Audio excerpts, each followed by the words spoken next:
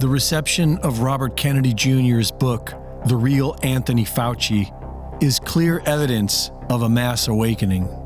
The people are waking up to see Fauci for what he is, an absolute psychopath. We've learned of how he directed experiments at the NIAID in which beagles had their vocal cords removed and their heads enclosed in cages where sand fleas ate them alive. And we've learned of how he fraudulently used PCR tests to illegitimately push a known deadly drug upon tens of thousands of people.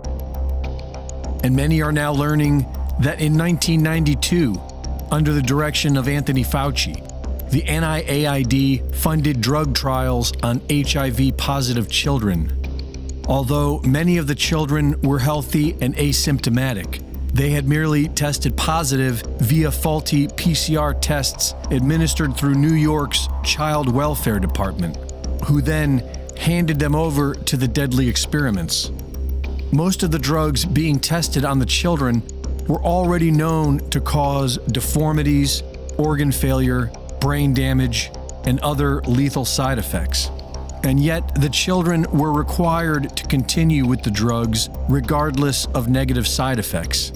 Those administering the drugs were explicitly told that all adverse side effects they witnessed in the children were being caused by the HIV infection and not the drugs. When parents refused to consent to these barbaric trials, Children's Services took their kids and placed them with foster families or children's homes where participation in the trial would be assured. When the children resisted the deadly drugs, they were brought to Columbia Presbyterian Hospital, where plastic tubes were surgically inserted into their stomachs, and the deadly drugs they were trying to escape were pumped directly into their bodies. Once the children died, their bodies were added to a mass grave in Hawthorne, New York, a large pit with AstroTurf thrown over it. To get around the Nuremberg Code and other laws, the state of New York created a special review board comprised of the hospital stakeholders.